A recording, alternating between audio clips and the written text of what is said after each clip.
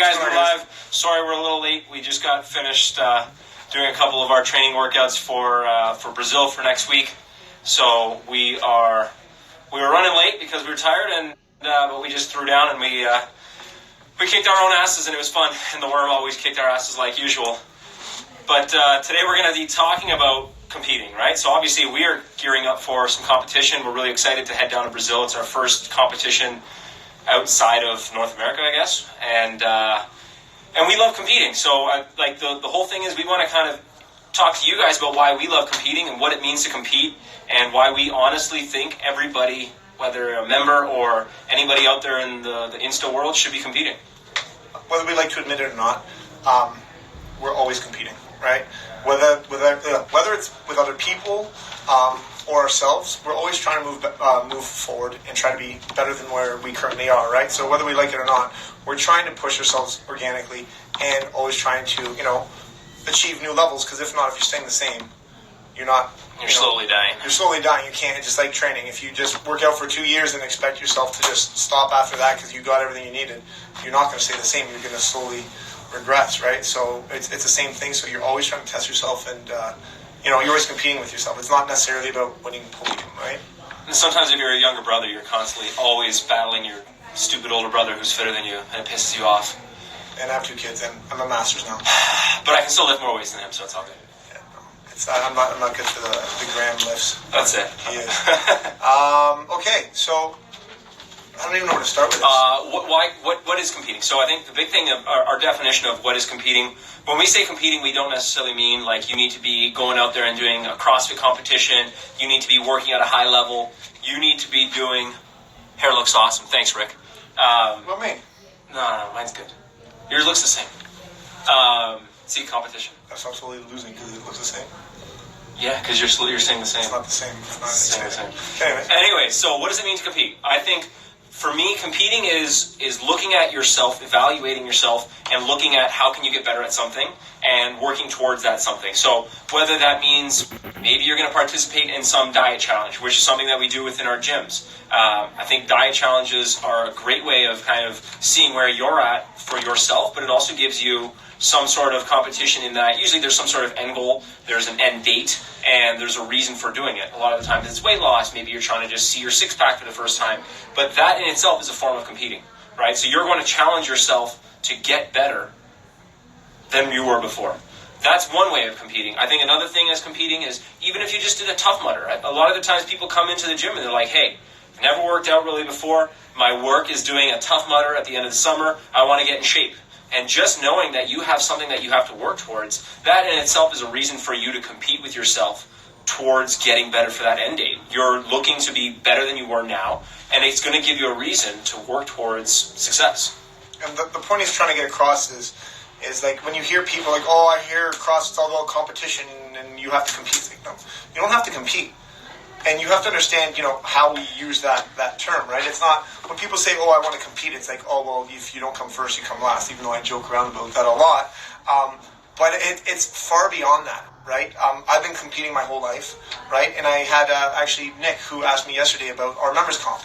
He's like, well, what kind of lifts are there going to be because I can't do certain movements? I'm like, so what am I going to do? I'm like, well, you're going to learn and you're going to train as hard as you can until that competition. Yeah. If you're able to do 1 rep, you just improve by 100%, right? He's like, well, what if I can't finish the workout? I'm like, well, who cares? Manage your expectations, right? You want to be like, wow, I just worked for something. I'm like, Nick, when was the last time you did an individual competition? He's like, I don't know, never. So maybe that right there in itself is the win. Yeah. It's not about, he's worrying about taking first place, and like manage your expectations on that competition. Winning in a competition doesn't mean always podium. Sometimes it's making it there, right? It's being able to do a certain movement, or say you're able to do, like I just said, you're able to lift something you've never been able to lift, or do something you weren't able to do. Like that's the win, right? That's why we're competing, because we're like, you know what, I'm better today than when I was yesterday, right? So that's the take-home message, right? For my personal experience, again, I've been competing. I want to win. I just finished the Masters online qualifier. I definitely didn't win. But he had some big wins, that's for sure. I came 31st in the world. a year and a half. I didn't do the Open last year competitively, right, because of my surgery, and to make it to the the online Masters regional for the first time, and then make it 31st in the world. I didn't come 10th in the world to make the games, which obviously was my goal, but nonetheless, I'm 31st in the world.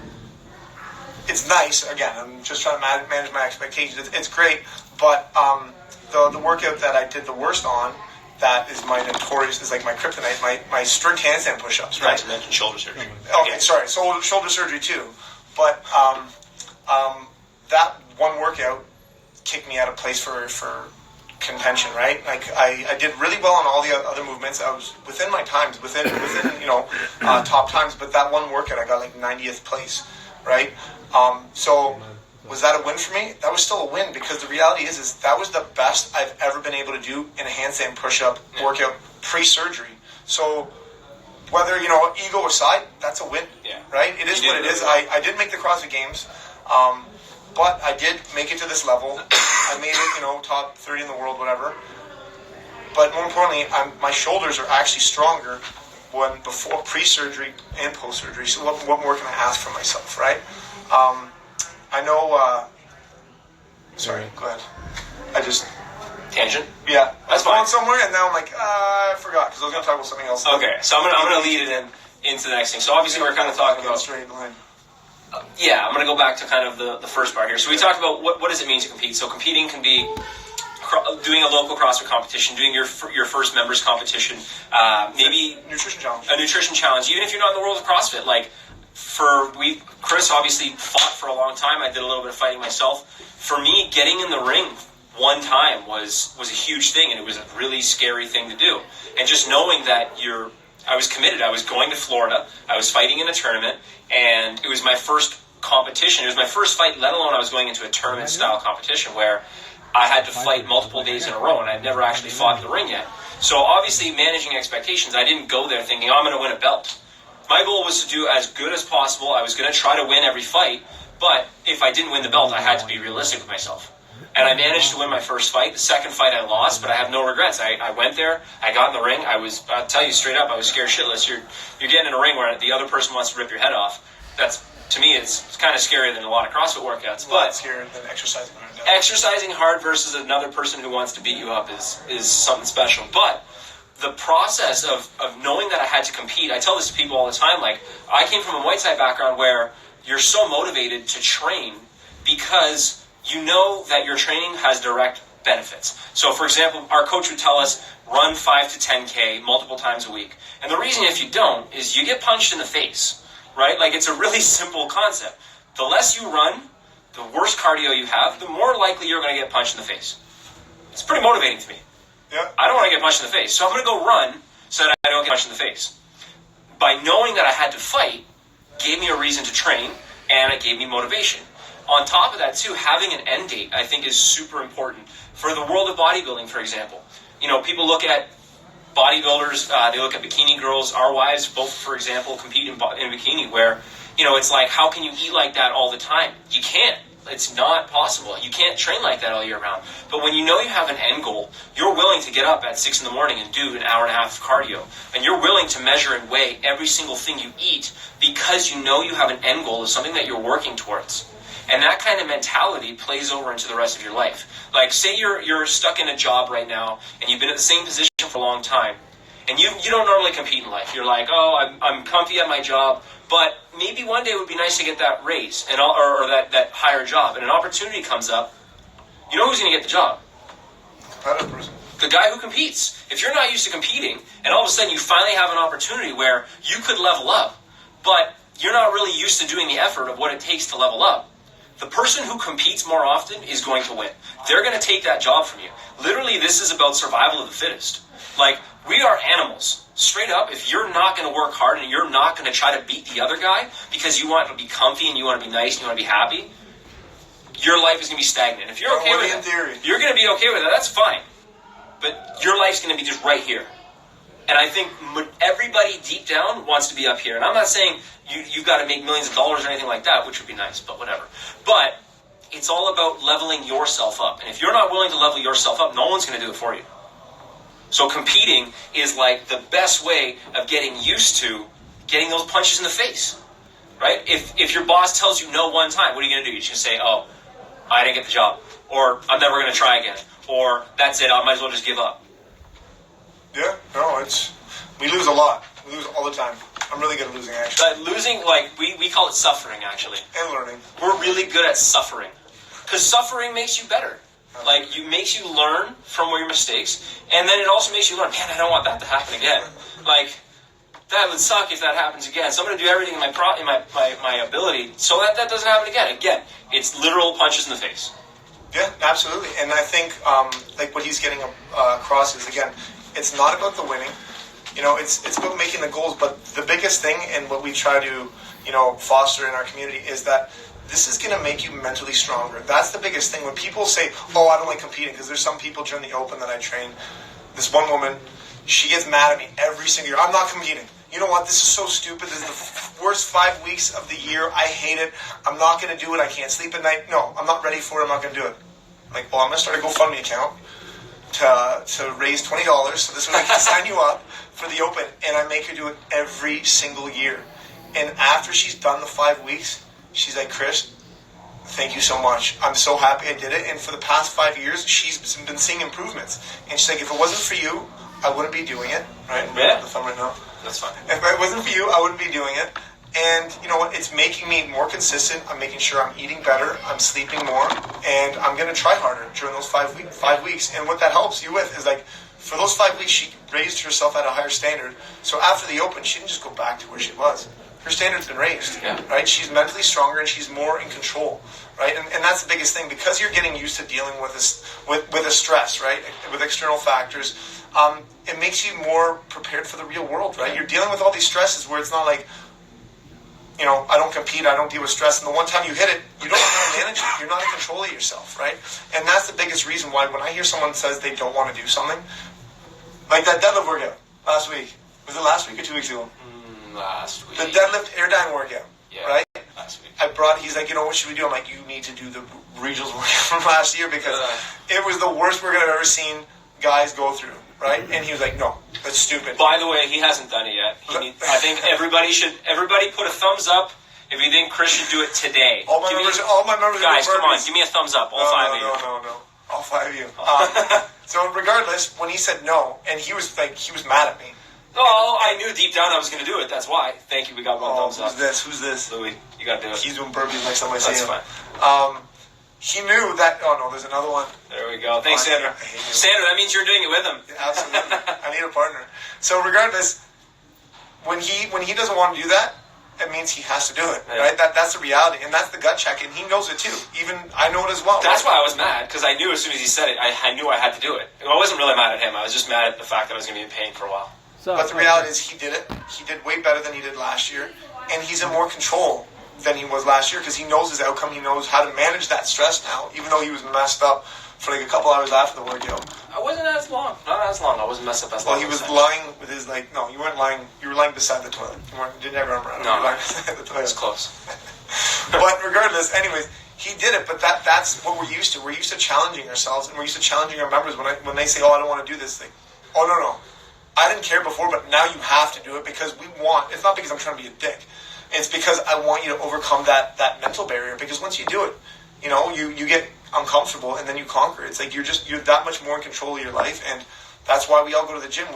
That little bit of won't call it suffering, but that little bit of intensity you do every single day where you're rolling around the ground because you just kicked your own ass, it becomes normal. That stress is normal, right? And you'll see that transferred into life, right? I know.